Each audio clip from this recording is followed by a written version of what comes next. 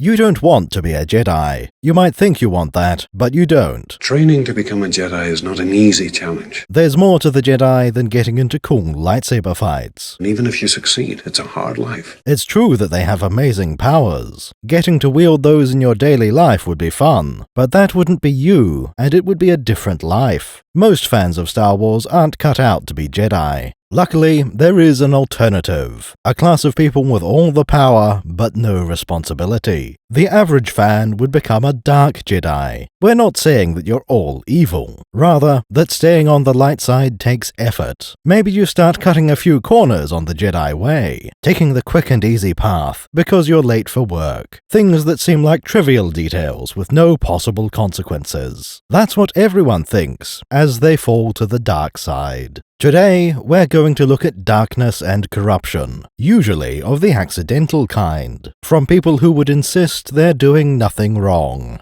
Our own counsel we shall keep on who is wrong. Let's begin now.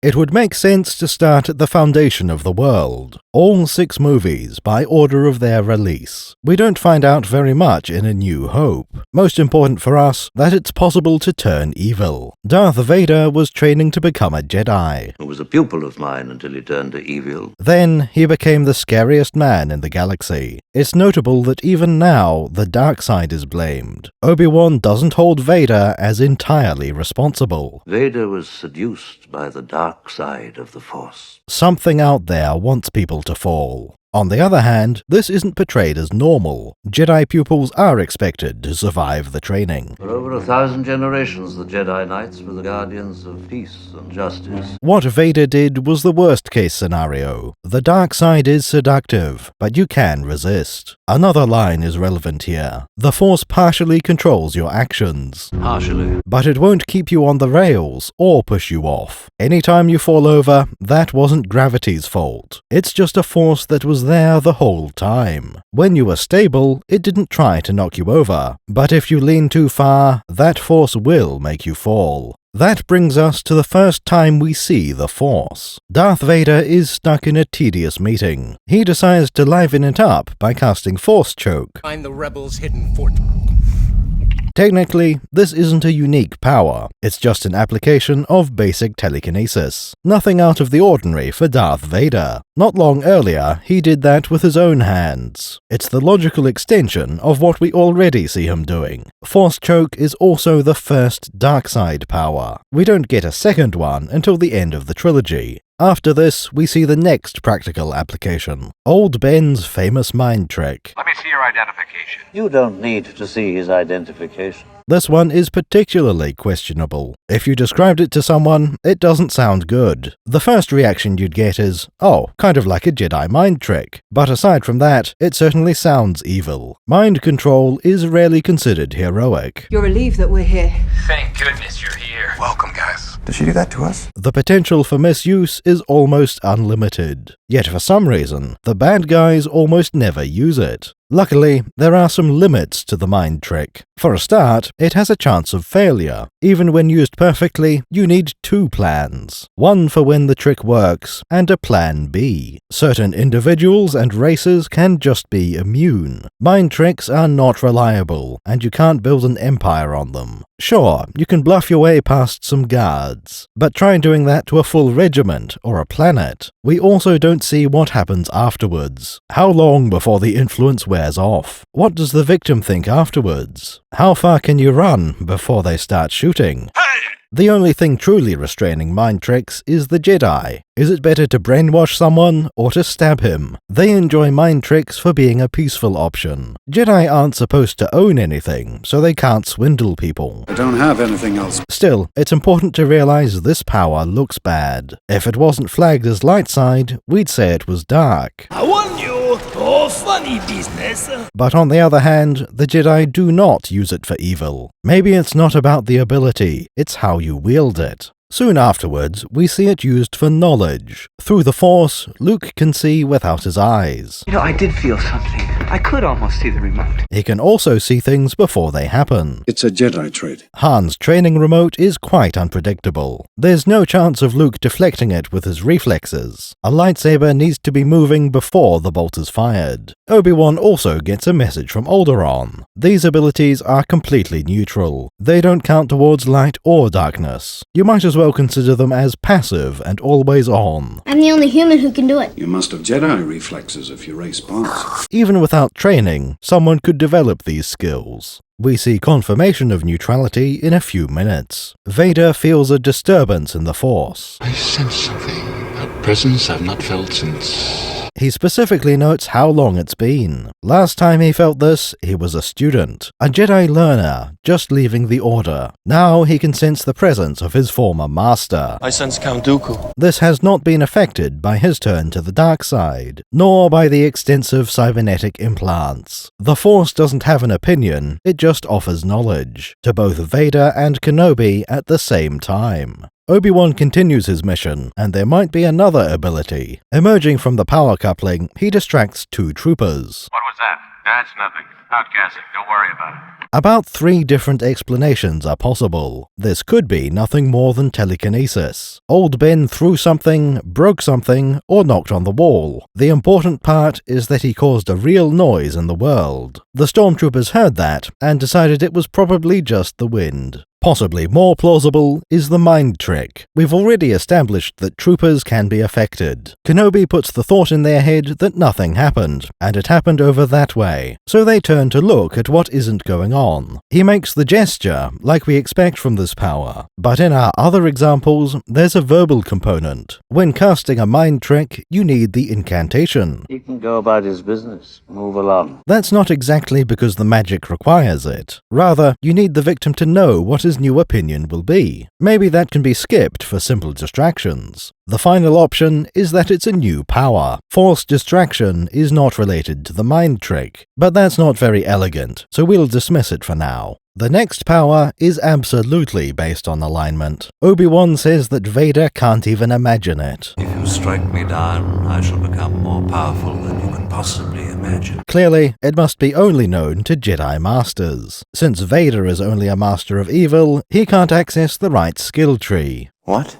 He wasn't even taught about this as a possibility. A bit strange. That needed patching during the prequels. Your old master. How to commune with him, I will teach you. The logic to this moment is some of the weakest. Amazing in terms of symbolic value, but not so great when you try to understand the plan. We are, of course, referring to Force teleportation. Obi-Wan disappears, leaving his clothing behind. He spends the rest of the movie streaking through the Death Star. That explanation is totally consistent with the movie, by the way. But if we must be serious, Kenobi sacrifices himself. He intentionally lifts his blade. From what we can see, he could have continued fighting, at least for another minute or two. Instead, he chooses the moment of his death. This may be part of the ritual. It might not work if you keep fighting. Failing to parry is different from not trying, but it also doesn't require you to be unarmed. It just takes a second or two for you to be not in combat. Then Vader's next strike is an unprovoked assault. Whatever the rules it works by, this is a light side move. It is expected that the forces of evil are incapable of sacrifice. You're wrong. Soon I'll be dead, and you with me. They can't imagine making a fatal move for other reasons. Questionable logic, but it's important to Star Wars. The light side has a monopoly on immortality. An old friend has learned the path to immortality. Or they ought to, anyway. Somehow, the Palpatines keep returning. The point here is that Master Kenobi became one with the Force. He didn't just die, his entire body disappeared. Arguably, even before the saber touched it. The wattage to vaporize a body is left as an exercise to the reader. Lacking corporeal form can be quite limiting. I cannot interfere. However, it does grant access to a new moveset. Old Ben uses his new powers immediately. Telepathy allows him to say, "Fly, you fool." That's all Obi-Wan does for the rest of the movie, sending messages to Luke from off-screen. That sounds like the sort of thing Vader could possibly imagine. Don't underestimate the Force. Ben the liar might have been exaggerating his power level. Still, the only bar that matters is enough. Any more power is just nice to have. For the rest of the movie, Kenobi's power level doesn't matter, just Luke and the final Force ability. This one mostly counts as another passive enhancement. The Force is strong in this way. Skywalker and Vader have augmented pilot skills, not granted by the Force, but supplemented. The prime example of this is the final shot. Luke turns off his computer and aims on instinct. Some say he curved the torpedoes with telekinesis, but we'll save that for a brief analysis. What matters is that both sides have access to this. Force-assisted aim is available to Jedi and Sith. Oh wait, I thought you were blind! Your eyes can deceive you, don't trust them. That's all the Force from the first movie. Empire Strikes Back has some more insight. Luke manages to figure out telekinesis, but if you pay attention, it's the light side version. At first, he struggles quite intensely. It's a life or death situation, he's about to be eaten. Then he calms himself and reaches for the Force. Very clearly in the style of the Jedi. If he was calling the dark powers, he'd get angry. Passion and all that sort of thing. It's also worth noting what else happens in this cave. Luke is trying to reach for his weapon. Sounds kind of aggressive. But first, he uses it as a cutting tool. When the Wampa swipes a claw, he removes that arm. Then he runs out of the cave and into the snow. This is not the most pragmatic decision. Killing the Wampa would have only taken another few seconds. Then it would be perfectly safe to stay in the cave. Luke would have shelter and maybe some equipment. But he doesn't want to kill the creature. Instead, he stumbles through a blizzard, then hallucinates old Ben talking to him. Force ghosts are absolutely on the light side, but this is the last light side force power on Hoth. Luke will get a chance for some fancy flying. In that case, the Force will barely help him. He can fly pretty well, but there are no torpedoes. The T-47 needs to use its harpoon to fight walkers. That's controlled by the tail gunner. Right now I feel like I could take on the whole Empire myself. I know what you mean. Luke isn't aiming, he's just calling the shots. Activate harpoon. Things are more interesting on the dark side. Vader immediately figures out where the rebels are hiding. That's it. The rebels are there, and I'm sure Skywalker is with them. This may or may not have anything to do with the Force. If it was, that would be evidence that knowledge is neutral. Alignment doesn't matter when it comes to intuition. Passive abilities might always be neutral. Luckily for us, Vader is very active in this movie. He gets one of his most famous moments. Admiral Ozzel has just arrived in the Hoth system. Vader calls him on the intercom to celebrate. Two things are very important here. First, Vader chokes Ozzel from a distance. They're aboard the same ship, but it's a big one. In theory, Vader could be 7 kilometers from the bridge, or 17 if you believe the most recent size. West End gives a power called Injure/Kill, but that requires you to be touching the target. Range is not negotiable for this one. Force choke must be something different. We can assume the video screen helps, at least somewhat. It would be harder to reach the bridge without seeing it. The other important factor is the gesture. Vader doesn't use the somatic component this time. We can't see his hands, but he doesn't seem to be waving them. Maybe it's related to his meditation sphere, or just being in a relatively calm environment. Once again, this telekinetic attack is dark side. Jedi would not, should not use it. It won't immediately turn you evil if you try. But if you're considering the idea, maybe it's too late for you. Over on Dagobah, the Force training is subtle, mostly acrobatics and theory to begin with. There will be large-scale telekinesis eventually, useful in a lot of cases, but not relevant to light and dark. We're much more interested in what Yoda has to say. These next few lines are the entire basis for this video. The dark side is anger, fear, aggression. But how am I to know the good side from the bad? You will know when you are calm, at peace. passive. Jedi should be calm, at peace, passive. Good as a rule of thumb when classifying things. It doesn't address cold fury and dispassionate evil, but that's what the decade of training is for. But beware of the dark side. Anger, fear, aggression. The dark side of the Force are they. The really interesting part is the warning. Yoda claims corruption is irreversible. If once you start down the dark path, forever will it dominate your destiny. Consume you it will, as it did Obi-Wan's apprentice. Darkness is a permanent decision. Once you start, you can't hold position or turn around. Even a little mistake leads to a life of evil. Yoda is lying when he says this, or at least, that statement is false. People can be redeemed from the dark side. It's also not true that it's perfectly corruptive. Never.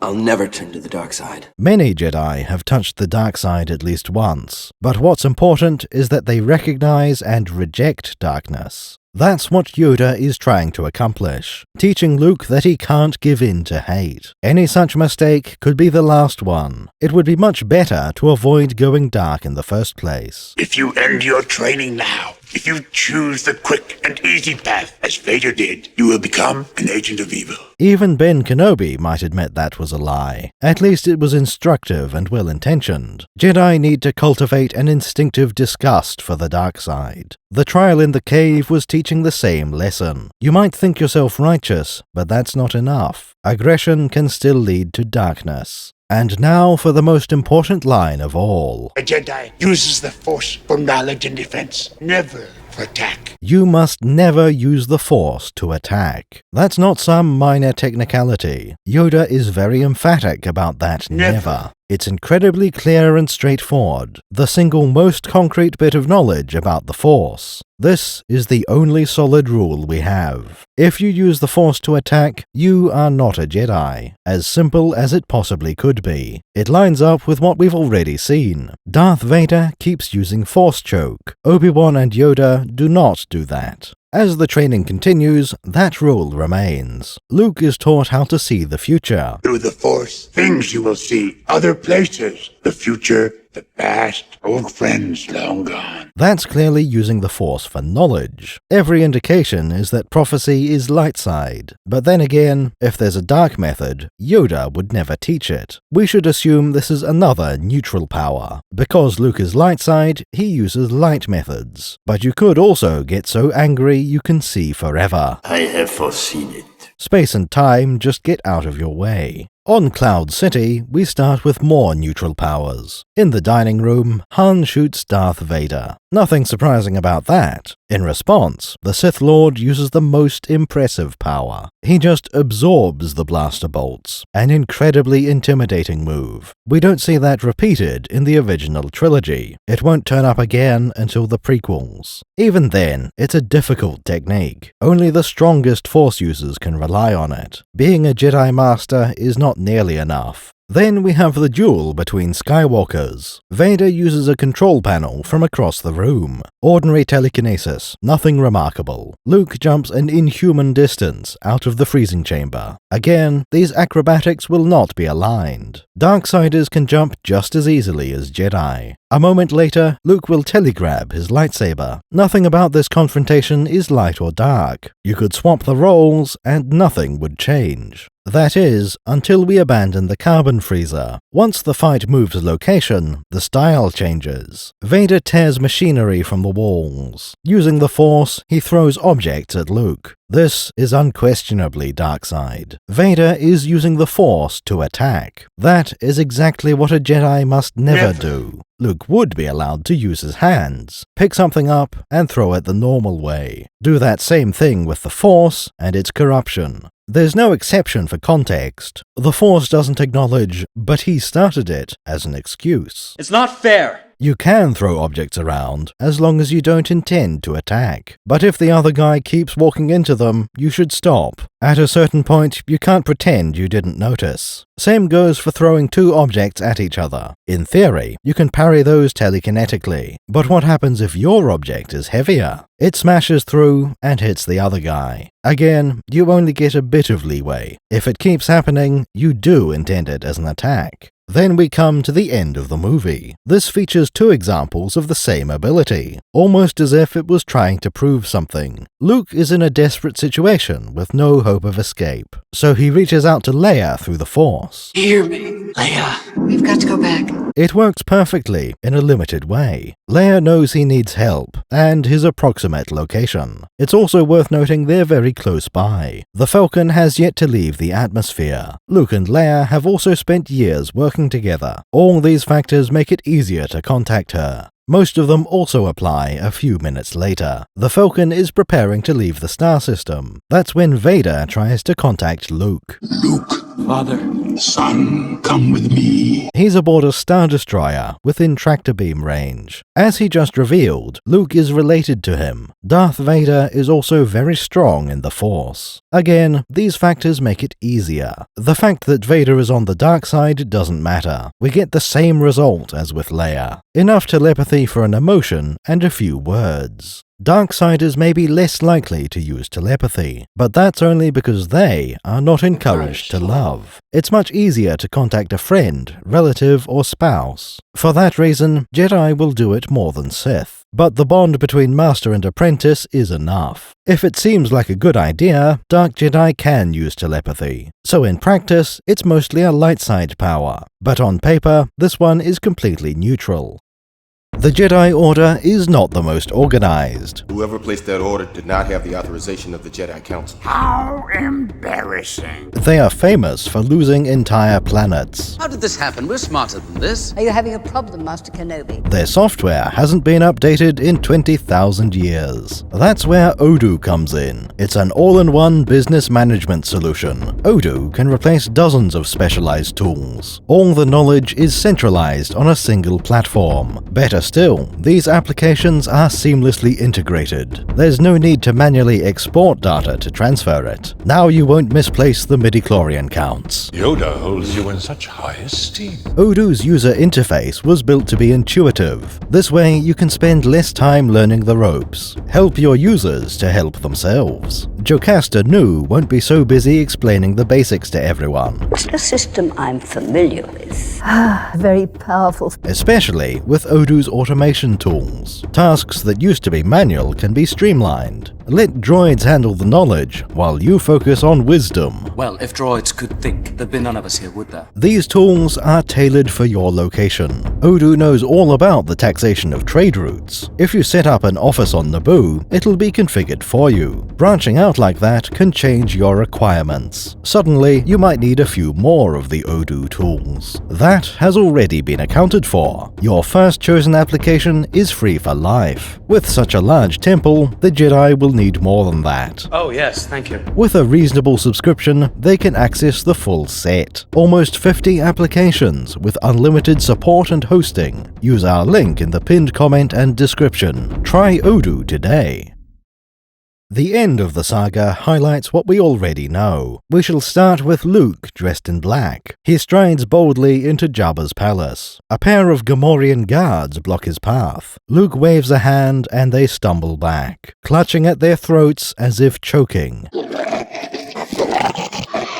One of them even seems to slump against the wall, unconscious or possibly dead. The movie doesn't linger on this moment, but the bread circus will. This is very clearly Luke using Force Choke, the signature move of Darth Vader. It's aligned with the dark side. I'm fuzzy on the whole good-bad thing. What do you mean bad? Luke has taken that first step down the path of darkness. That's important for the story because he will be tempted. If he never did anything wrong, what's the danger? Luke is virtuous, he'll never turn evil. This is a dangerous time for you when you will be tempted by the dark side of the Force. So establishing a bit of darkness was necessary. Even so, some will make excuses for this. They fall into a couple of broad categories. First, that it wasn't Force Choke at all. Luke was doing something else that looked the same. Your eyes can deceive you, don't trust them. Maybe a Jedi mind trick. He waves his hand, and the guards think they're choking. In reality, they're just fine, so Luke did nothing wrong. Or maybe he put the guards to sleep. That wasn't choking, they're just snoring. I noticed he had a tissue in his hand. I realized, he's not snarling, he's sneezing. These answers are still dubious. Maybe they aren't dark side, but it's not very nice. And is it really any better if you pretend to torture someone? As long as the victim thinks it's real, that seems bad. You never even asked me any questions. Besides, you could say the same about Vader. He never force-choked anyone either. If you thought you saw that, it was just something else.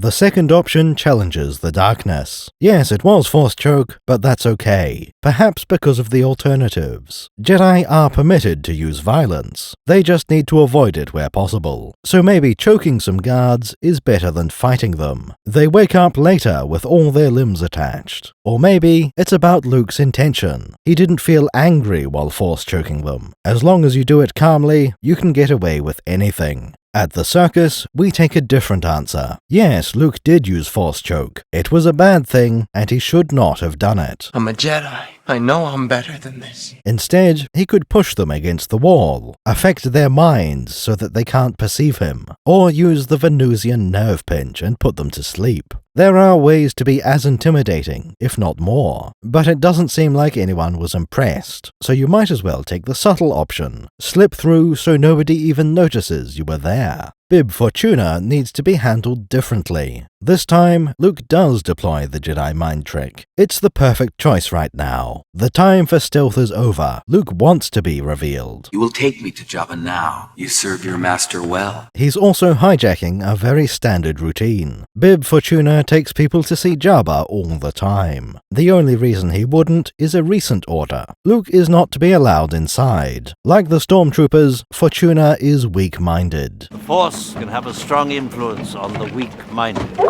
He has a lot of experience following orders. As before, we class the mind trick as neutral, though in practice, mostly light side. Jabba is not vulnerable to such techniques. Luke reaches for someone else's blaster. Because he uses the Force, we have to question it. Is that considered to be attacking? Never attack. Tell me why I can't. No, there is no why. We would have to say no, not at all. Even if you intend to use it, you may grab a weapon. Just like on Hoth, when Luke couldn't reach his lightsaber. We will see this constantly, a telekinetic weapon grab. Call it a loophole, but it's absolutely fine. As long as you wield the weapon, you're safe. Making the blaster fire in mid-air would be forbidden. Using the Force to grab and then aim is just fine. Against the Rancor, things are even easier. The only Force use is passive when aiming the skull. That is classed the same as proton torpedoes. For a start, you aren't using the Force as a weapon. Both of these also count as defense. Luke saves himself and potentially others. Jabba can't feed anyone else to that Rancor, though that wouldn't stop people from dying. The Pit of Carkoon is still an option. That's where our next Force powers are used. For most of the fight, nothing flashy happens. R2 throws a saber and Luke catches it. But humans don't need the Force to catch things. There's a bit of jumping between skiffs and the sail barge. Once again, though, it's within human ability. What's really special is a seemingly minor detail. A left-handed Nikto guard shoots at Luke. The first bolt is deflected upwards into the sky. The second is parried back to the one who fired it. That seems to be the first example from the movies. You can certainly question if this should be allowed. After all, you're hitting someone with a projectile. And without the Force, you could not have done this. A Jedi craves not these things. However, we think this should be quite legal. It only works when someone is attacking a Jedi. There's an easy way to not get your blaster bolts reflected. Just stop firing at Jedi Knights and you'll be fine. In fact, this technique is much safer than before. If you only block, that blaster bolt could go anywhere. When you return the bolt, it doesn't harm any bystanders. Reflecting bolts is more common in the prequels, also in computer games of that era. We'll class this as firmly neutral. Anyone can do it, it doesn't even lean to one side. It's the most efficient answer to getting shot with blasters. Ideally, you wouldn't be fighting in the first place, but almost any Jedi should accept parrying. Technically it might be an attack, but there's precedent. Too valuable a technique to ignore.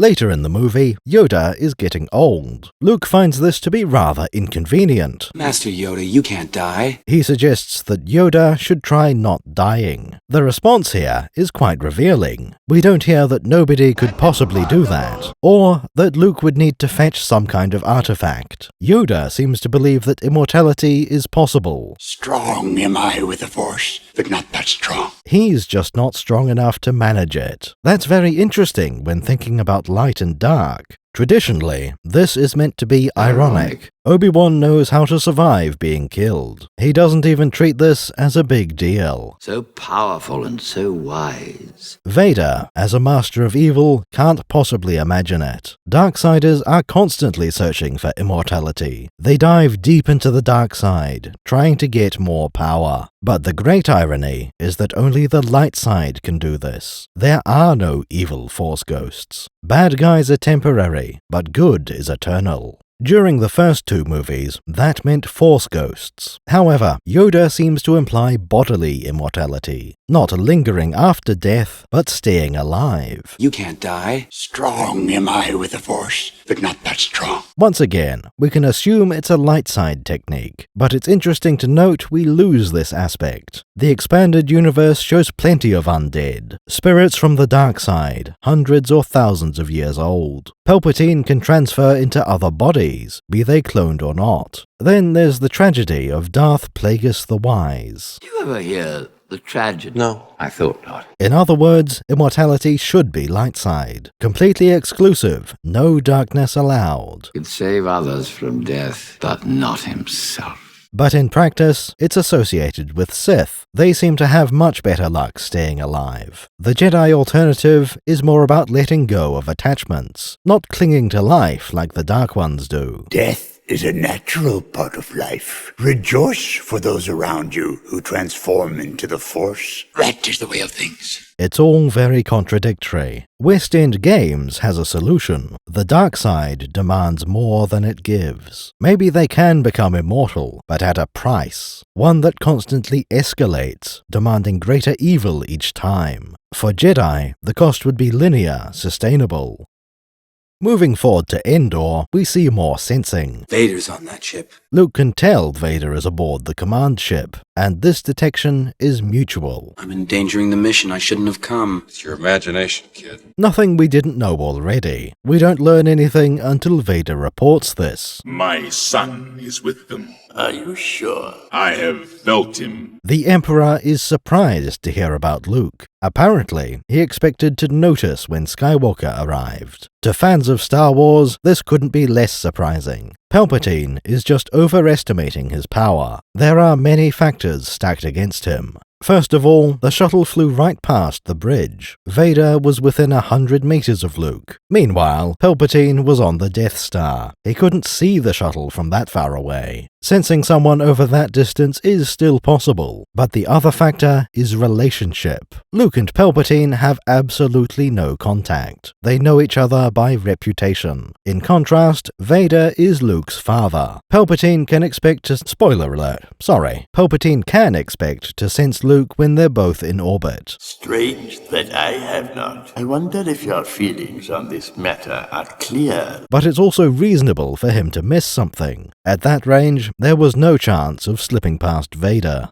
Down on the forest moon, there's not much to say. During a speeder bike chase, Luke is mostly passive, flying well, deflecting blaster bolts. None of the real force powers being used. Later, in the Ewok village, we do see something. 3PO gets angry and starts using his magic. Just another application of telekinesis. Tell them if they don't do as you wish, you'll become angry and use your magic. The only remarkable thing is that Luke is currently tied up. He certainly can't make any big gestures. Aside from that, it's not very challenging. He already lifted R2 while doing a handstand. The real surprises are aboard the Death Star. We can see Palpatine opening a set of handcuffs. You no longer need those. An absolutely trivial bit of telekinesis. Later, he will sense Luke's emotional state, another basic and universal power. The hate is swelling in you now. Bit of a privacy violation, but still available to the light side. It should only provide reliable knowledge. Sometimes, though, you don't sense anything useful, or you don't understand the meaning of what you feel. Once we get to a saber duel, something novel is presented. Luke has jumped well out of sword range. In response, Vader throws his weapon. The alignment of this move is highly debatable. As presented in the movie, it's nothing special. The lightsaber only needs to fly a few meters, well within the humanly possible range. We already know that Vader is very strong, capable of holding a ship captain off the ground with one hand. It's reasonable to think he can throw a sword. No magical abilities needed. If that's the case, a saber throw is neutral. It's just like aiming your proton torpedoes. You aren't using the Force to attack, so it's fine.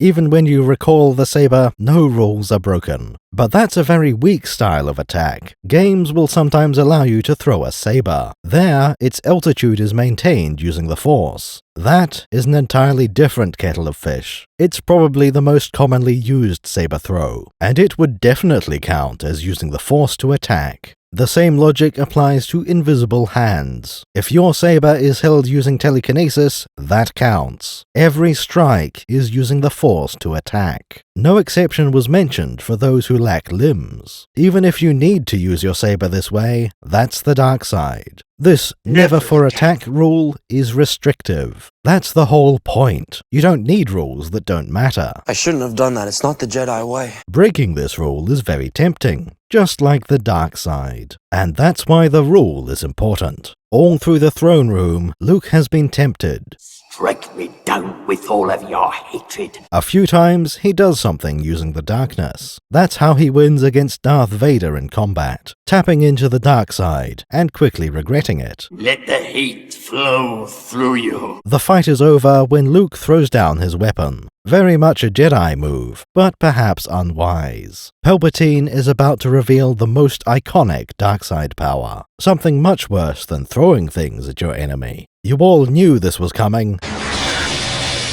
Force lightning. Even people who haven't seen the movie will know this one. It's the ultimate manifestation of Yoda's rule. A Jedi uses the Force for knowledge and defense. Never attack. But tell me why I can't. No, there is no why. Sith Lords and other Darksiders have no such limits. They can use the Force to attack anytime they like. I've become more powerful than any Jedi. It's a very cool power, and also very evil. Star Wars fans are fascinated with Force lightning. When you're playing an evil character, it's great fun. Do you know how many problems can be solved with lightning? Would you like to find out? Force lightning is the one thing you look forward to on any Darkside playthrough. You can't do this when you're playing as a Jedi. Unless, maybe you can, and it's just fine. Use the Force for knowledge, defense, and also attack. You just need to explain that it's different in some way. Maybe you cast Force Lightning while thinking happy thoughts, or you only use it against bad guys, which makes it okay. Maybe you just need to call it something other than Force Lightning. No, that was,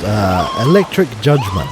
Perhaps lightning is only evil when it's blue. As long as you tint yours a different color, everything is fine. It could be that it's about how much you use Force Lightning. A little bit is fine, if it's only a few times every month. All of these are plausible excuses. Maybe some Jedi even find them convincing. At the circus, we think it's pretty clear. Force lightning is for bad guys. Maybe you can get away with casting it once or twice. But if it keeps happening, you're just a dark Jedi. You might not realize it yet, but the dark side already has you. You must embrace a larger view of the Force. Kyle Katarn should really stop using it so much. Force lightning can't be used for peace and justice. Anyone who claims otherwise is very suspicious. We shall have peace.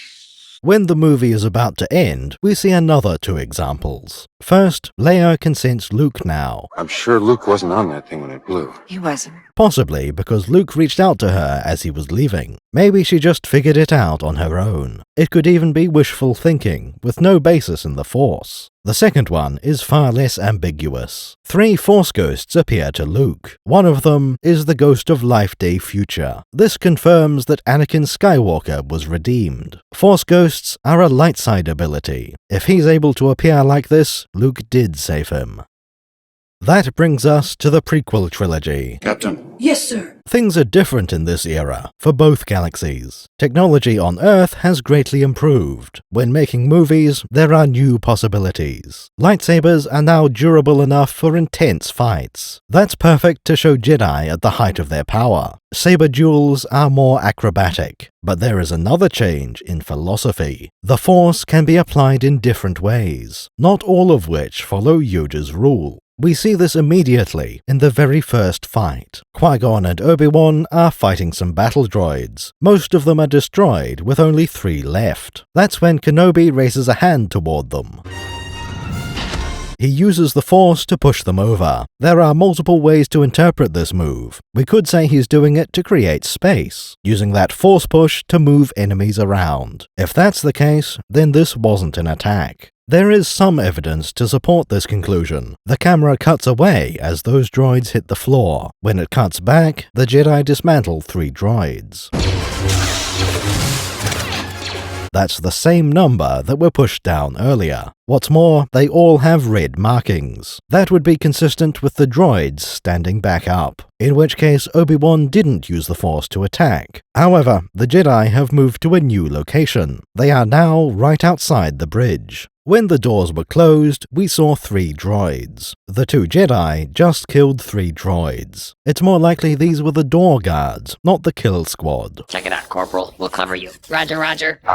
Which would mean Kenobi did break Yoda's rule. That's also consistent with events from later in the movie. Finally, there is one more droid running up. It's a little strange for a single B-1 to arrive. This won't be the only time either. Perhaps these are sentries responding all at once, but they take different amounts of time to get here. This last one is remarkable for how Kenobi kills it. The droid fires its blaster at the Jedi apprentice. He reflects the bolt back to destroy the droid. We've already seen that from Luke and ruled it acceptable. But in that case, it was one of the only dubious actions. Luke was broadly following Yoda's rule. Never attack. Reflection is part of a pattern of behavior. Prequel-era Jedi often use the Force to attack, so we can be a little more harsh on this kind of parry. Against the destroyers, we only see defense. First by deflecting the incoming stream of blaster bolts, then by sprinting away from the line of fire. These are absolutely fine, even by the strictest interpretations. Nothing explicitly light side, but entirely consistent. They escape through a ventilation shaft. At the far end, they need to jump down. There is a drop of 6 meters, and the Jedi don't hesitate. We'll touch the jumping before long, but let's just say it's completely unaligned. Down on the surface, we see more reflection. Qui-Gon destroys a pair of STAP troopers.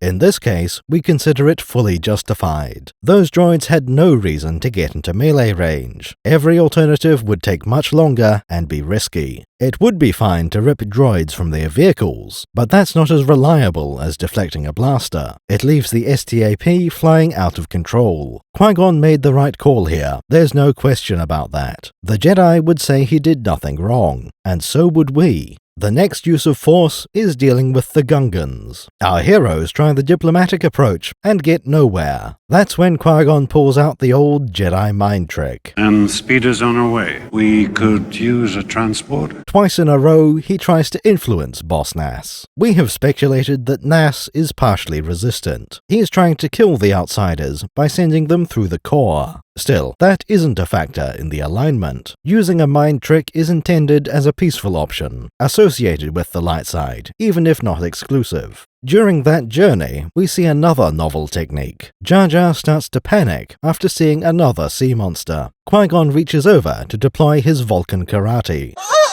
Relax.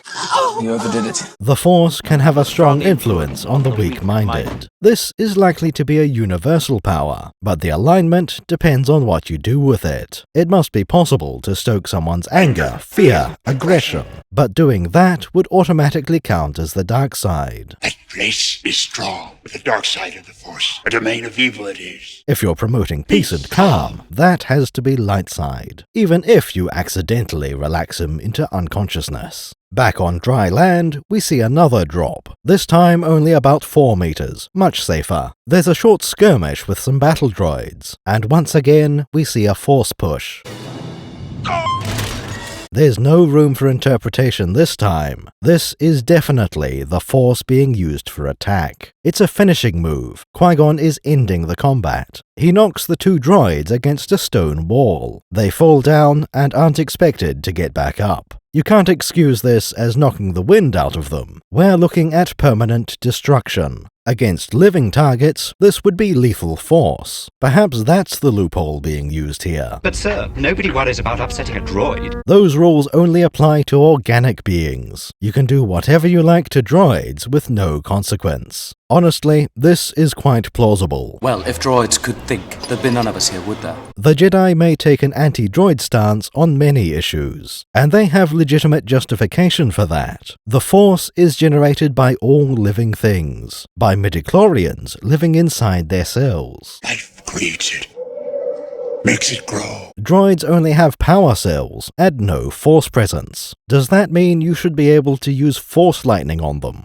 That's probably the safest answer. You should avoid tearing people apart with your mind. But nobody worries about upsetting a droid. There are two alternative answers we can see. It's not about the victims being droids at all. Either Qui-Gon is always fine, or he isn't. I shall do what I must, Obi-Wan. Perhaps you should never use Force push to attack. That is the stance of the bread circus. Also of Yoda after he retires to Dagobah. Never attack. The problem is that we have another Yoda. Jedi in the prequels don't seem concerned about this. Which leads us to the other answer. There's nothing wrong with using Force push like this, even against organic targets. Use my knowledge, I beg you. It doesn't matter if the bodies are mangled and bleeding. Force push is a good guy power, and any usage is acceptable. Suppose you see someone standing next to a bottomless pit. If he's a bad guy, feel free to Force push him over the edge. You haven't done anything wrong by killing someone. This seems to be a popular conclusion. It does have one distinct advantage. According to the circus, you must not do these things. Using the Force to attack is forbidden. But if you walk up to that pit and use your hands, all is well. You can push someone down with no consequence. As long as the Force isn't involved, the rules are more lenient. Jedi of the prequels would not agree. They'd say it's about the pushing, not how you did it. If it's wrong to kill someone like that, it's always wrong. There's no loophole for not using telekinesis. Let's call this the Mace Windu interpretation,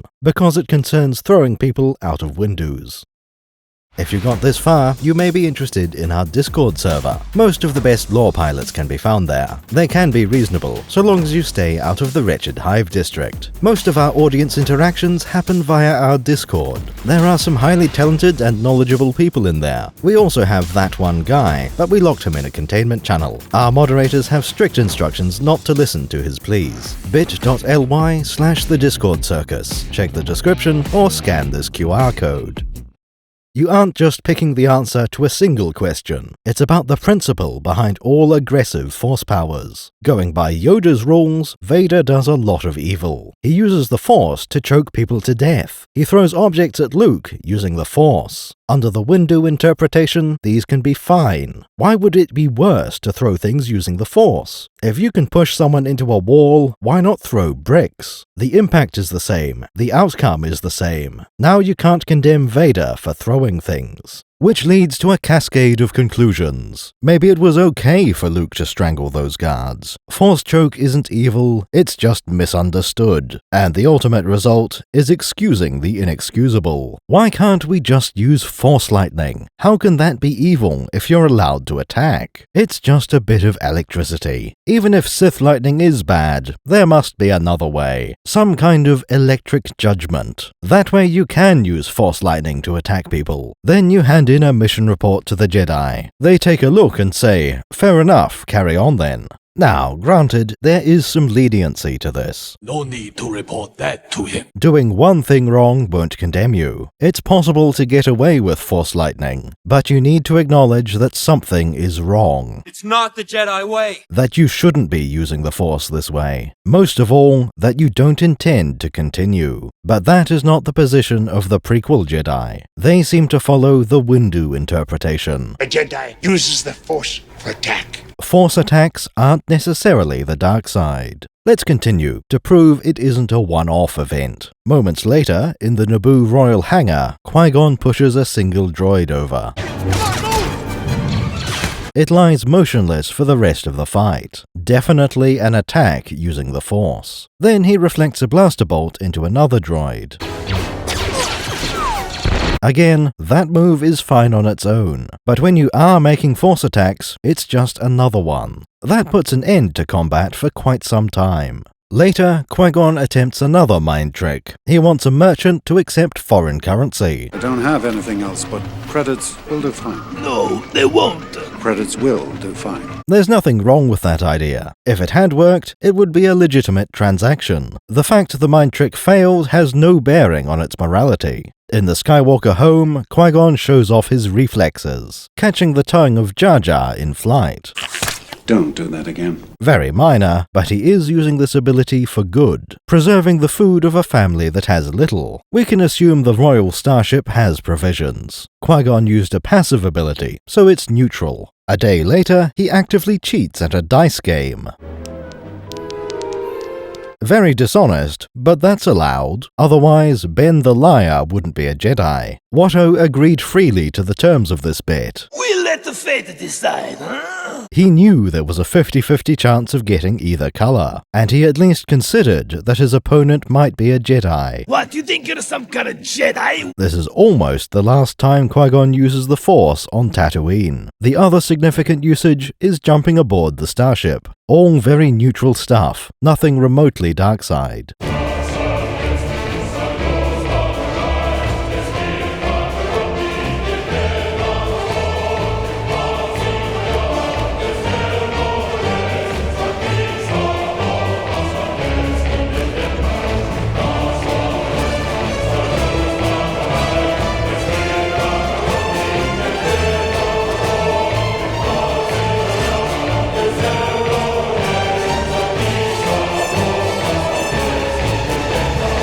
The Congress of Manulistan concurs with the honorable delegates from the Bread Circus. No powers are used on Coruscant. Anakin just needs to demonstrate his perception. After landing back on Naboo, they discuss mind tricks. The Gungans will not be easily swayed, and we cannot use our power to help her. They are unable or unwilling to use them against Gungans, at least for political reasons. Warning of an invasion is a different matter. That means there are no powers used until the Battle of Naboo. After a short firefight, all three Force users are in one place. That means everything relevant will be in their saber duel. During the fight, Darth Maul uses telekinesis to throw an object.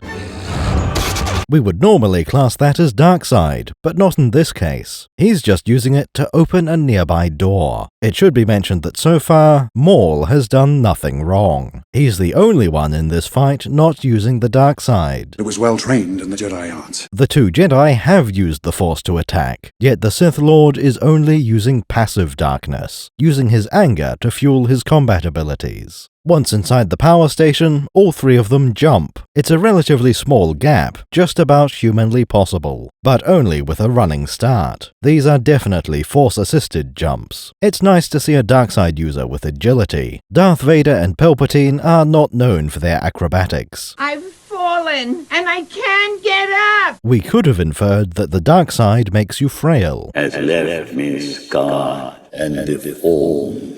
In this fight, all three of them fall a long way. Could be over 10 meters, easily in the fatal range. But since they're all doing it, this must be neutral. Obi-Wan then jumps back to rejoin the fight. Meanwhile, Qui-Gon has a moment of peace. He takes this chance to meditate. That's not necessarily light side aligned. Still, we expect Sith to be less willing to do this. Sitting down and staying calm? Not their style. They seethe with purpose. Channeling the dark side would look quite different. On the other hand, you aren't obliged to only use the darkness. Everyone can still access the Force undivided powers. So we'll class meditation as another neutral ability. After Qui-Gon is killed, we get something interesting. Obi-Wan is definitely quite angry about this. Accidentally or not, he uses some of the dark side. At first, it seems to go well for him, which is about right for corruption. It flows easily at first, creating that temptation. However, this doesn't last against Darth Maul. He knocks Obi-Wan into a pit, ending the duel. You can't rely on fighting darkness with darkness. The actual resolution doesn't come from the dark side. Obi-Wan puts a few neutral techniques together. First, he summons a lightsaber from the floor, exactly what we see Luke do in Cloud City, combined with a Force jump, as Luke also demonstrated, though in universe, these are basic Jedi skills. But notice the sequence of events. First, the saber flies to Kenobi's hand. It only activates within his grasp. Then he lands, and finally the saber swing. At no point does Obi-Wan use the Force to attack. That's quite important for the overall saga. A Jedi should not achieve victory through darkness. It would have been easy to write something else here. The saber slashes Darth Maul while in flight. Maybe Obi-Wan crashes into Maul on the way up. That knocks him into the red door using Force momentum, or he jumps over and Force pushes Maul into the pit. Any of these would undermine Yoda's rule. Obi-Wan has already attacked using the Force, but in the end, he avoids using the dark side. In the next movie, the opening has no active Force use. Throughout the entire chase, it's all knowledge and defense. The two Jedi sense that Padmé's in danger. Then Anakin tracks down Obi-Wan's position. They survive being struck by lightning. That was good. Anakin plots a free-fall intercept course. Shortly after, Obi-Wan does that in reverse, flying in to catch a dropped lightsaber. Entering the club, the Jedi scan the crowd. There's one little Jedi mind trick. Then, Master Kenobi uses knowledge to defend himself. The overt use of Force is just after. Anakin uses his influence during the interrogation, effectively the same as a Jedi mind trick, except that power is subtle, wielded carefully. It leaves the victim thinking everything was his idea. We don't need to see the droids we're looking for. Like splitting wood along the grain. A little effort in the right place gives a big result. Anakin is using a sledgehammer instead. Enough Force will remove the problem by definition. If it doesn't, that wasn't enough Force after all. Using power to impose your will upon others. That doesn't sound like the Jedi way at all. A Jedi uses the Force for knowledge and defense. Surely Anakin must be using the dark side here. Yet Obi-Wan doesn't react to this. More evidence that the Jedi Order has fallen. Everyone is so used to darkness that they don't question it. There must be some kind of dark Jedi on the High Council. I do not believe the Sith could have returned without us knowing. Perhaps one of the senior members to have that much influence. We'll have to keep an eye out for anyone making excuses, saying it's okay to use the dark side sometimes. After this point, we mostly see minor telekinesis. The first combat is against Jango Fett with a flying kick. Definitely Force-assisted and an attack. Or would that be a defense against whatever Jango was planning? It's not as bad as Vader throwing an object. On a fundamental level, this is a jump and kick. Possible without the Force, just improved. We can excuse this, but it is worth noting. Under the Windu interpretation, it's completely fine. By Yoda's rule, it can be argued either way. Never attack. Again, there's no Force for a while afterwards. Anakin does wipe out a village of Tusken Raiders, but those are primitives, he doesn't need the Force. It's a good reminder that there's more to evil than that. You can do dark side things that don't involve Force attacks. Today, we're just analyzing one pitfall. Vader didn't turn to evil just so he could cast lightning spells. You've got to do the right thing at all times, not just when selecting your moveset. The next time he gets into a fight, it's on Geonosis. This confirms that he learned how to fight from Obi-Wan. Presented with some bugs, he uses Force Push.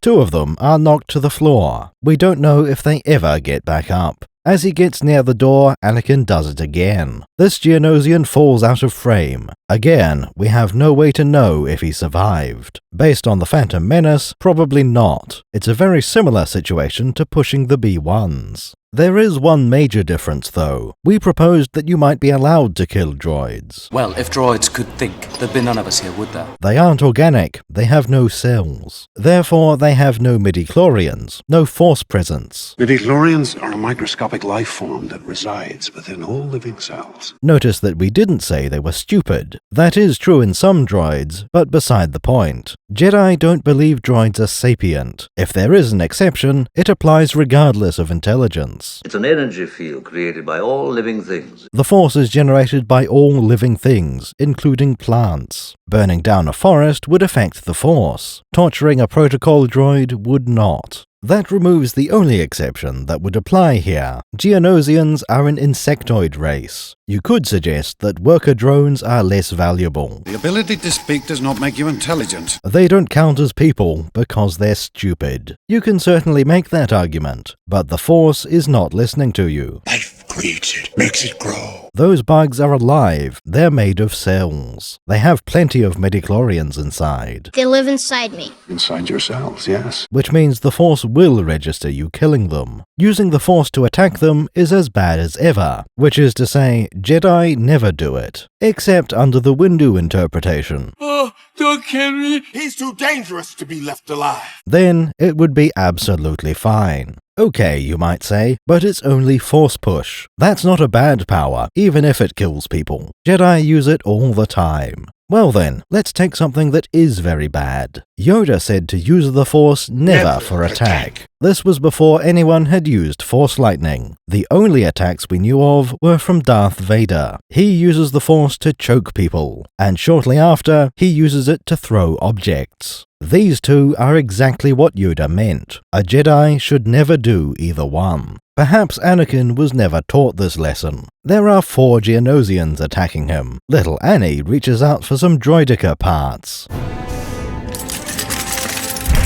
He uses the Force to throw them at his enemies. We have every reason to believe this attack was lethal. According to Yoda's rule, this is terrible. It's one of the worst things you could do. Terrible. Just one step above using Force lightning. Yet there's no implication in this movie that Anakin did anything wrong. How can we explain this? If it's acceptable, why would Yoda have said otherwise? For knowledge and defense, never for attack. Only 2 answers spring to mind. First, Yoda could be lying. He doesn't think Luke can handle Force attacks. That's why he gives a blanket warning to avoid them. Only a fully trained Jedi Knight with the Force as his ally. A properly trained Jedi can use them with no problem. But Luke is too old, and he doesn't have long. Yoda has to lay down some rules of thumb. Reckless as he, now matters are worse.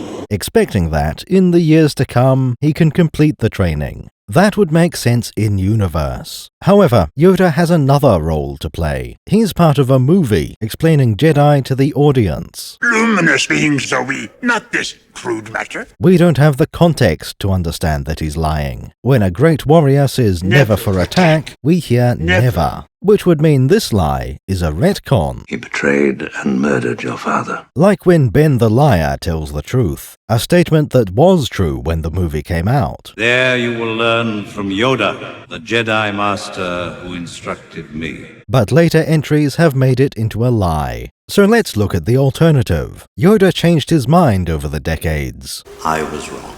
During the prequel era, he thought it was fine. Feel free to use Force push in lethal ways. Throwing objects at your enemy? That's also fine. Force choke is bad publicity, so don't get caught. The only one that might raise some eyebrows is Force lightning. That seems to be the prevailing attitude of the prequels. Also among many Star Wars fans. Very likely a lot of Star Wars authors, George Lucas being one of them. But we can reframe this in a different way. That was the attitude of the Jedi Order. It followed the Windu interpretation. According to the Jedi, you can use Force attacks. From my point of view, the Jedi are evil! They held this belief right up until the Order was destroyed by one of their own who turned to the dark side after being taught that Force attacks were okay. It's the worst possible outcome for the Jedi, the sort of thing that might cause a bit of introspection. Into exile. I must go. Failed. I have. That leads to the Yoda from Episode 5. He still believes in too old to begin the training. He is too old to begin the training. But during his exile, Yoda realized what went wrong. The Jedi had been complacent, permissive. A flaw more and more common among Jedi. Too sure of themselves they are. Their doctrine said there was no danger in Force push. Older and wiser, Yoda changed his mind. Force not make one great.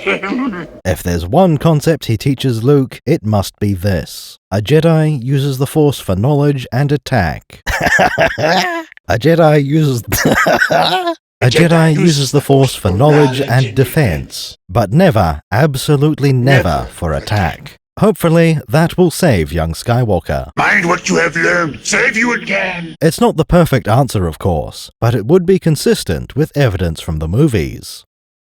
Speaking of evidence, let's get back to examining it. In the Geonosis arena, we get a little more. Anakin uses his Force talent to ride a monster, kind of like when Qui-Gon put Jar Jar to sleep. Nothing wrong with that, it's highly cooperative. The rest of the arena battle is quite chaotic, but overall, the Jedi behave themselves. Mostly, it's just parrying blaster bolts, though there is one bit of overt Force use. 3PO has been split across two bodies. One of them is shooting at Kit Fisto. In response, the Nautolan uses Force Push. We've seen that move quite a lot already. When used by prequel Jedi, it seems to be lethal. But in this case, 3PO continues to function. He's just not strong enough to lift a dead B2. This implies Fisto was pulling his punches. That Force Push could have been lethal, but it wasn't. Which then means every other use was meant to kill. Every time it could have been used to incapacitate. Instead, the Jedi chose to kill. As for the Battle of Geonosis, it's mostly conventional, fought with blasters, not swords and force powers, which means all that remains is the duel. It starts with Anakin making a tactical blunder. We'll take him together. You're going slowly on the left. Taking him now! No, Anakin, no! Unlike his earlier attacks, this is meant to be wrong. We are clearly shown that Obi-Wan does not approve. Anakin is motivated by vengeance. You're gonna pay for all the Jedi that you killed today, Dooku. Some time ago, Lucas decided Revenge of the Jedi didn't sound right. Jedi aren't supposed to behave like that. At last we will reveal ourselves to the Jedi. At last we will have revenge. Helpfully, Dooku shows us the reason. Anakin acts with anger and aggression. When Obi-Wan made this mistake, it was actually helpful. For a moment, he had the upper hand over Darth Maul. Dooku is a far more sophisticated opponent. Young Skywalker was always going to lose this fight. But this time, he doesn't even get into lightsaber range. No!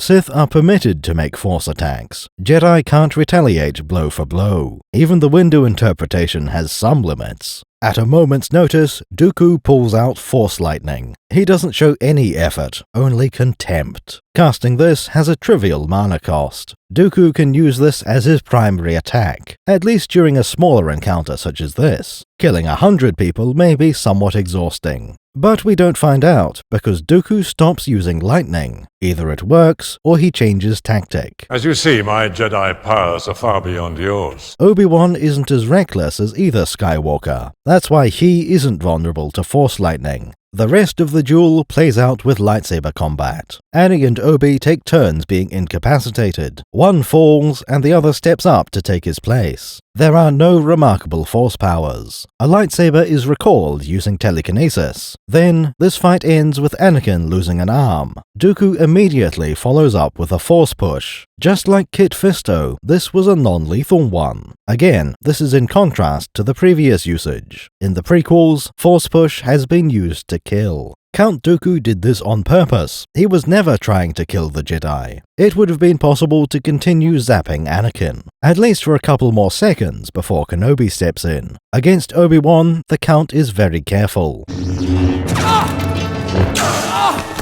He barely touches the limbs with his blade. Crippling Kenobi would have taken less effort. The same logic applies to the Force Push. This could easily have ended the Chosen One. Instead, Darth Tyrannus chose to spare them. Not the kind of savage we might expect from the dark side, but it is in line with Vader and the Emperor. You have failed me for the last time, Admiral. They kill for a purpose, not for its own sake. Once our heroes are defeated, that's one fight over. But there is another. Yoda turns up. Master Yoda. Count Dooku. The start of the combat is somewhat familiar. Darth Someone tearing objects off the walls.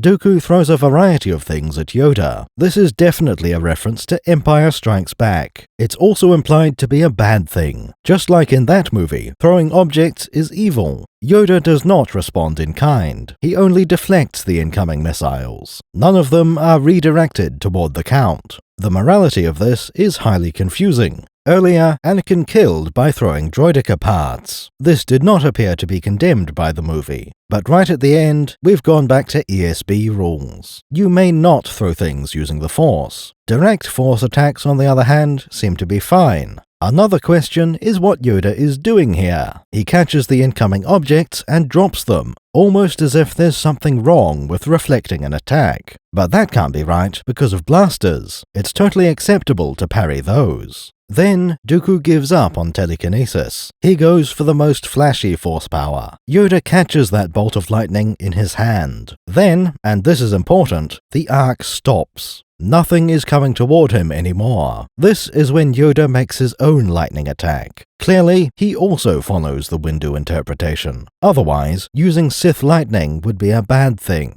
The most charitable answer is that he caught the attack. In its ball form, this is still Force lightning. Then he releases it toward his opponent. In that case, we could say Yoda wasn't really casting anything. He didn't shape the lightning, he just held it for a moment. When he let go, it was on auto-target, so the bolt followed the path of least resistance, back the way it came, toward Count Dooku. Maybe that's what Yoda wrote in his mission report. Or it could be that he knew the outcome. There was no chance of Dooku getting seriously hurt. As we can see, the Count can deflect lightning. It would be like shooting a Jedi with a blaster. There's no way that could be fatal. But no matter how we spin it, there are alternatives. Obi-Wan showed us that a lightsaber can block lightning. Yoda happens to be carrying a lightsaber. He could have used that for protection without attacking. But maybe he doesn't want to draw his sword just yet. That would look hostile, unlike returning a bolt of lightning. At least Yoda had no more alternatives, right? That lightning has to go somewhere. You can't just stick the blue orb in your pocket. That would mean absorbing all that dangerous energy. Much to learn you still have. And then Yoda sticks the orb in his pocket. So he didn't need to make that lightning attack. He could also have sent the energy somewhere else. Maybe to sabotage a starship right next to the Count. It's very hard to tell what's good and bad here. Yoda clearly doesn't agree with never for attack. A Jedi uses the Force for attack. But that principle is still applied to the fight. The movie references a case where Force attacks were bad. But it's just a reference. Times have changed. Sith lightning can be acceptable. So can other kinds of Force attack. The shroud of the dark side has fallen. And until now, they weren't even at war. The opening of the last movie is mundane. Against battle droids, they don't use Force powers. Nothing remarkable happens until the saber duel. Time to have a rematch against Count Dooku. I've been looking forward to this. Early in the fight, Obi-Wan is pushed to the floor. Force pushed, but non-lethally. There are two obvious answers to why this happened. First, that's what Dooku intended. He still wasn't trying to kill Obi-Wan. There is a plan, and it needs Obi-Wan alive. We don't want to make a mess of things in front of the Chancellor. Dooku doesn't need to fight seriously, because he has backup. The second option is that it's really hard to kill a Jedi. They must be dead by now. When you're Force sensitive, you can resist. What would have been a fatal attack just knocks you over. A neat idea, and it explains why some enemies die. Droids and Geonosians are no match for the Force. But you have to take Jedi and Sith seriously. It takes a lot of effort to even knock one off his feet. Trying to use telekinesis on them just won't work. That would explain why Darksiders throw objects at people. Fighting droids, you can throw them at the wall. In a saber duel, you need to throw objects at Jedi. Certainly, you can't just pick someone up using the Force. Much to learn you still. That's when Dooku just picks Obi-Wan up using the Force. Oh dear, well that eliminates that idea, and it raises the question of why we didn't see it earlier. Surely Darth Maul would try this. Maybe not against Qui-Gon, but the apprentice should be fine. Dooku throws his Grand Apprentice through the air. Obi-Wan bounces off a handrail and hits the floor. Then Dooku crushes him with a section of walkway. If there's any resistance, the Count has overwhelmed it. Though he may still be pulling his punches, we would expect that much weight to cause permanent damage. A cracked femur at the very least. But only minutes later, General Kenobi will be fighting. Wait a minute, How did this happen? Dooku was definitely using the Force to attack, but he also made sure not to cause serious harm. Does that still count as the dark side? There is, of course, the execution of Dooku, but that isn't relevant to this topic. We're here to examine the Force as a weapon. It is true that executing the Count was a bad thing, not the Jedi way, a step on the dark path. But it was achieved using weapons and combat skill. The same goes for the next fight on the bridge. It's a clean fight with nobody using force attacks. A pair of lightsabers are grabbed from across the room. We're very used to that move by now. This is the last fight of the space battle. We don't see more combat until Utapau. Obi-Wan drops into a room full of battle droids, almost an even mix of B-1 and B-2 droids. Plenty of destroyers, which are the Jedi killer. But above all, there are 4 Magna Guards. On the Invisible Hand, there were only 2. Anakin and Obi-Wan could defeat 1 each. But there is only 1 Jedi, and 4 of them. If these were the only enemy in the room, it would be a tricky fight. Our money would be on the Jedi, but there is doubt. Obi-Wan decides not to fight them. Naturally, the Jedi are expected to find non-violent solutions. The Negotiator. Let's see what the Negotiator has in mind. Oh dear, he just dropped an anvil on their heads. Or in other words, he used the Force for attack. As usual, we have a set of excuses ready. They're droids, so it doesn't count. That's just vandalism. The Force has no jurisdiction. Mace Windu said it was okay for me to do this. It was a necessary evil to end this war and save lives. But that doesn't really work in context. The previous movie showed Dooku doing the same thing, dropping a large object on Annie and Obi. This was not portrayed as a heroic move. Dooku was a bad guy, and he did a bad thing. Kenobi is a good guy, so when he does it, that's just fine. Hypocrisy! The only argument left is that prequel Jedi are flawed. They are meant to sometimes be wrong. Or maybe the Windu interpretation is correct. You may use the Force to attack anytime you like. He could assassinate anyone. But that was just the opening move. After this, we start the actual fight against Grievous. During this first phase, it's all skill. There is no Force trickery involved. That lasts for a while, until the clones arrive. General Kenobi uses a Force push. Oh, I don't think so.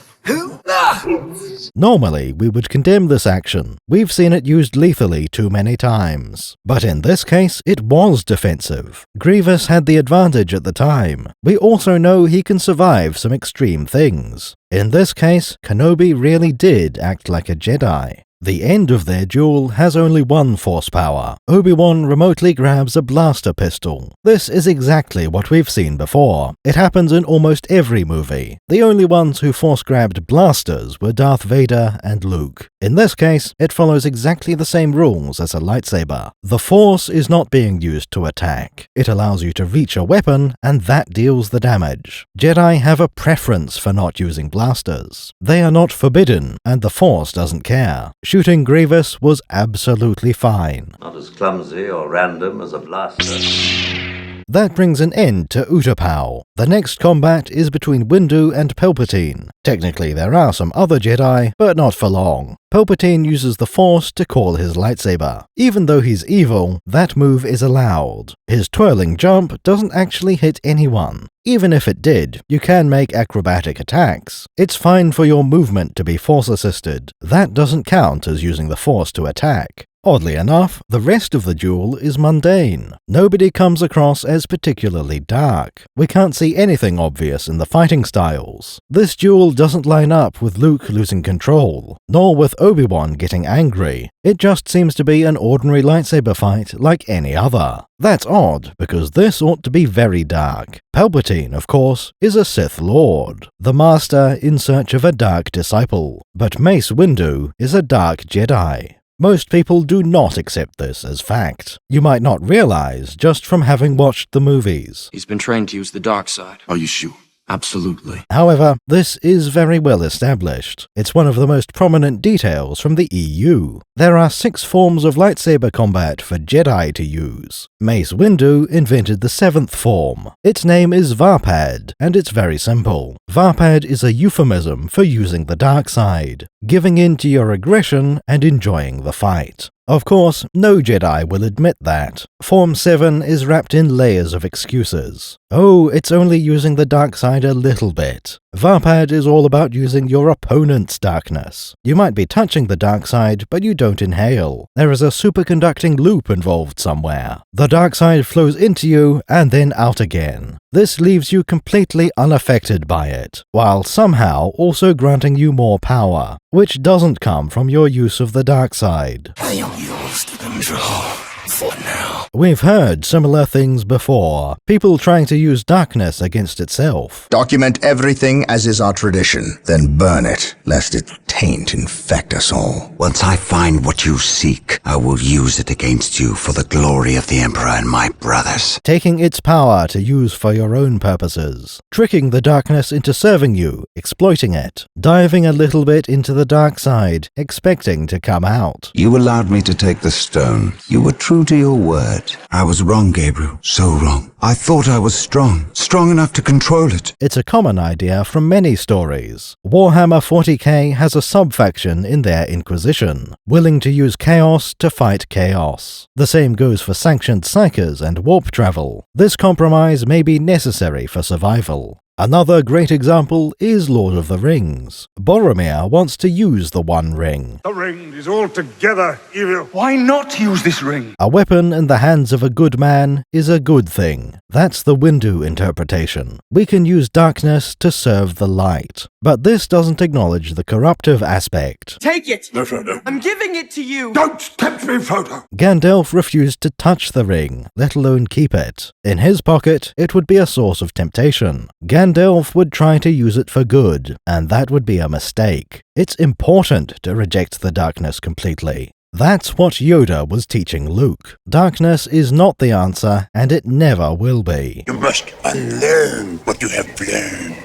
Technically, it is possible to come back from the dark side, but you can't ever plan on that happening. You need to cultivate a reflex against it, an instinctive disgust that makes you recoil. Once you start down the dark path, forever will it dominate your destiny, consume you it will. Maybe the dark side can sneak up on you by accident, but this way, you'll automatically stop using it. There's no need to question if you should be evil. Any amount of dark side is too much. Never.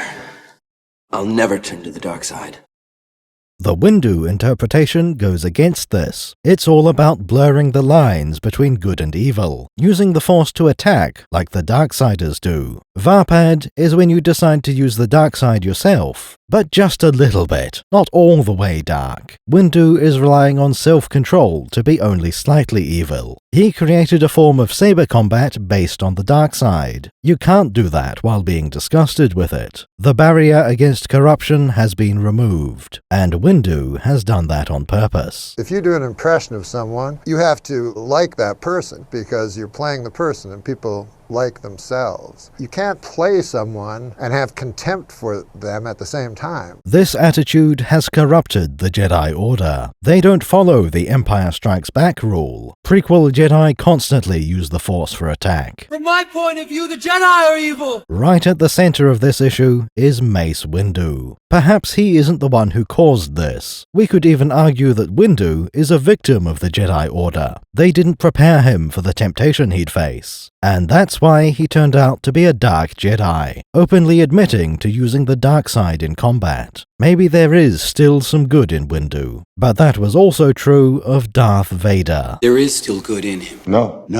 No, you don't know the power of the dark side. At the circus, we see him as a cautionary tale, a tragic fallen hero, just like Anakin. Neither one realizes until it's too late. What have I done? That's how the dark side of the Force works. You don't wake up one day and decide to be evil. Rather, you take a series of steps away from the light. Maybe you can justify each one as necessary, but at the end of the day, there you are, willingly going over to the dark side. That's what the entire Jedi Order was doing. Yoda didn't realize that until Dagobah. He wanted to avoid the same mistake. On some level, Mace Windu does know. He refuses to teach Varped to everyone. That's because it's far too risky. You're literally teaching Jedi that it's okay to use the dark side. Shockingly, people who use Varped fall to the dark side. That includes Council member Mace Windu. His accomplishment is falling slowly. Windu is still mostly in control of himself, but he has unlearned the sense of danger, uninstalled the brake that would stop him from falling, and that is why he's a dark Jedi. Of course, we should put this in perspective. Mace Windu is the lesser of two evils. His opponent is a Dark Lord of the Sith. In the movies, Mace hasn't done anything wrong. We never saw him use the Force to attack. The same goes for Palpatine until the end. He loses his lightsaber and gets cornered. Luckily, he knows how to cast Force lightning.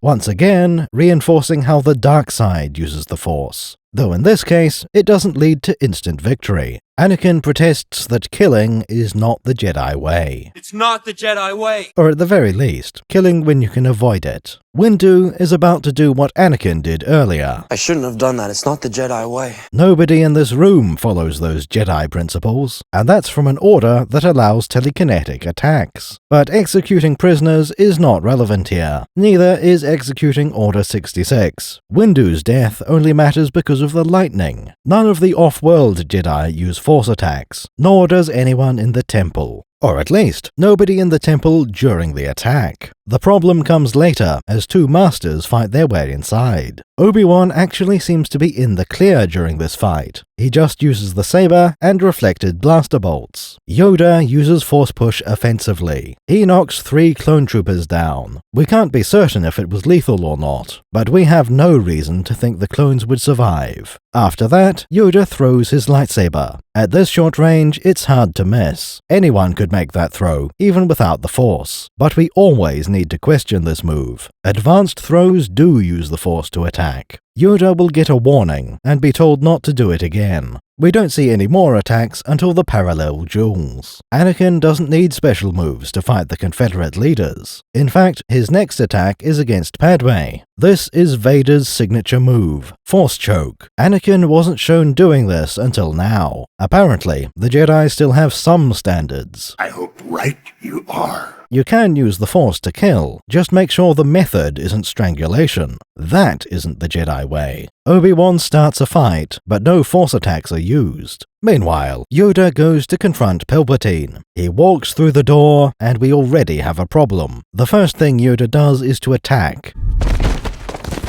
2 guards are slammed against the wall. They fall down and don't move. We have no reason to believe they survived this. Yoda is certainly willing to kill. Send me to kill. But so is Palpatine. He casts Force Lightning. For the audience, this is rather predictable. For some reason, Yoda wasn't prepared for that to happen. Maybe he forgot the Sith are also allowed Force attacks. When he wakes up, Yoda won't make the same mistake. He goes for another Force Push. This one is powerful enough to launch Palpatine across the room. Not a defensive move. This was an attack. But if this one had lethal intent, it failed. Unlike the guards, Palpatine stays alive and conscious. Possibly evidence of Force users having resistance. Or maybe Yoda wanted to deliver a cool one-liner. At an end, your rule is... That's not as fun when the other guy is dead. Alternatively, Yoda wanted a proper sword fight.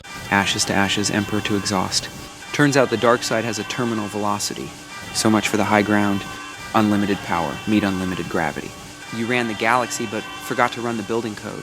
Over on Mustafar, the duel is not using any Force attacks. The only relevant thing is a bit of telekinesis, recalling a dropped lightsaber, very familiar. Overall, it's just a conventional saber duel, until both of them try something highly unusual. It appears to be a simultaneous Force push, except each is able to catch and contain the incoming power. Then something goes wrong and they're both sent flying. Was this an attack or a defensive move? It seems to have no lasting impact on the fight, but maybe it would have been fatal if unopposed. Or perhaps they intended to follow up with a saber strike, Force push him back, then Force jump forward. At best, it would be trying to create distance. Defensive, if only to prepare an attack. But if there was no lethal intent, it seems to be a waste of time. It's trivial for a Jedi to close that distance. Therefore, we class this as 2 attacks. Skywalker and Kenobi get 1 demerit point each. I'm deeply sorry, Master. You will be. Back on Coruscant, things are less nebulous. Palpatine has started throwing things around, and since he's using the Force, it's relevant. Senate pods are really quite heavy objects, about the size of a land speeder, which is to say a car. It might be possible to survive being hit by one, but it would very likely end the fight. Yoda has to dodge these attacks if he wants to live, until he decides to catch one of them. With the pod floating, Yoda starts to spin it. Strange move, but it can't be pointless. Therefore, spinning must add value to the attack, and when he throws the pod, it is an attack. Never attack. Justified, but it's not the Jedi way. Or so Yoda will claim in 20 years. I'm starting to feel like lying might be a Jedi tenet. Following this, we have more Force lightning. Yoda seems to catch the lightning without returning it, different from his fight against Count Dooku. The confrontation ends with an explosion, a blast of Force energy in all directions. This time we won't blame Master Yoda. That energy has to go somewhere. It wasn't all channeled toward Palpatine. We know Yoda is willing to attack with the Force. Since this backfired, it probably wasn't intentional. Both fighters are sent flying over the edge. It doesn't end well for either one. Most likely, Yoda was trying to contain or dissipate the lightning, but Palpatine overpowered him, and it blew up.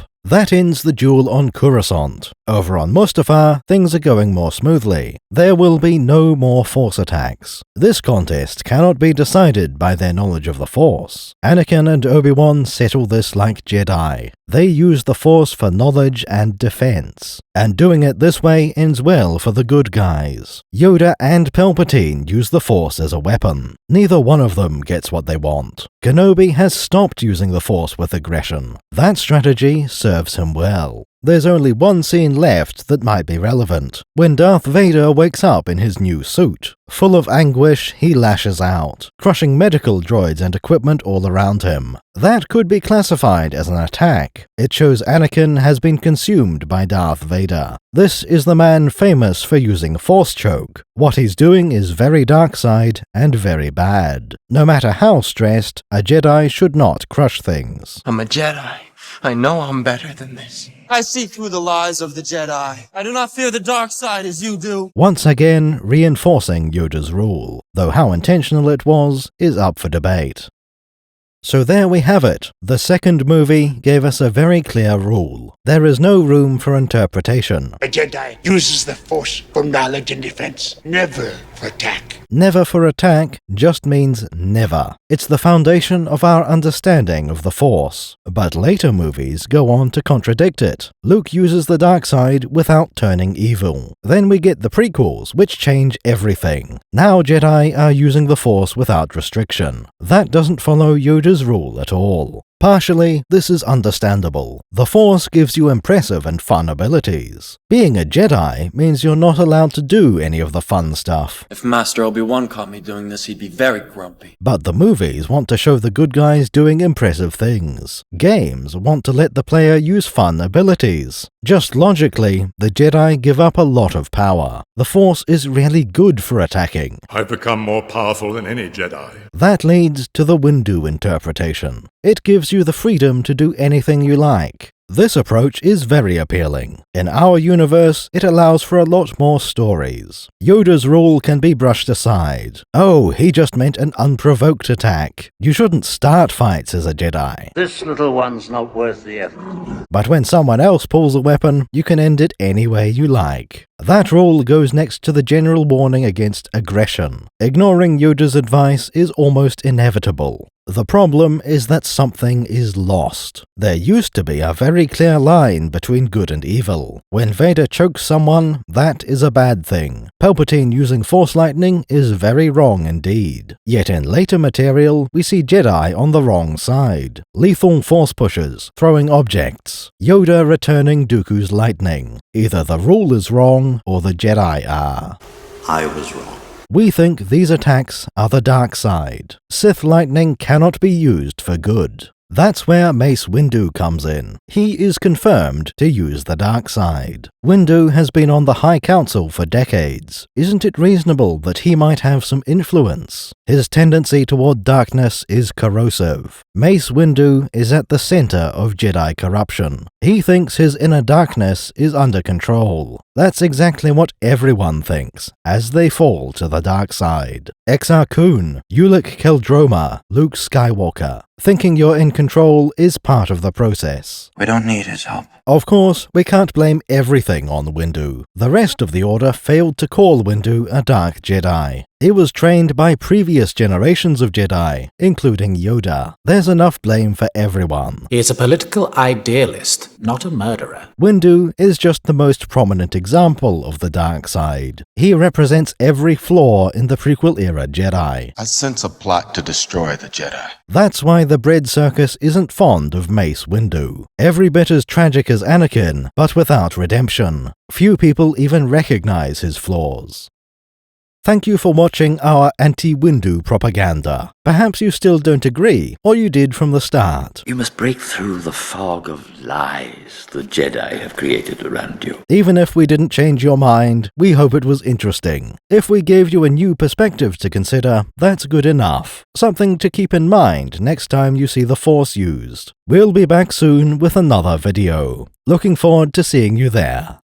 There are two ways to support us. Become a patron at patreon.com/thebreadcircus, or become a YouTube member by clicking the join button. Alternatively, subscribe, like, and comment.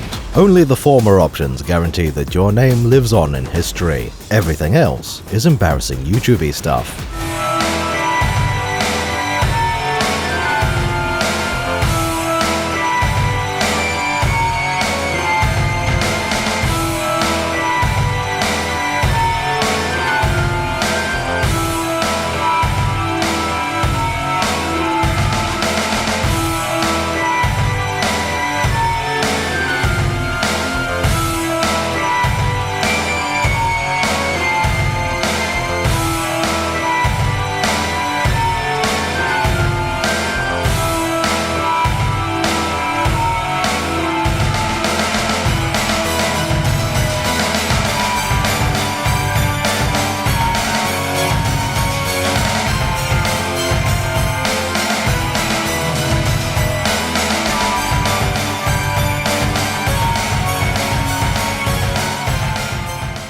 What, you think you're some kind of Jedi waving your hand around like that?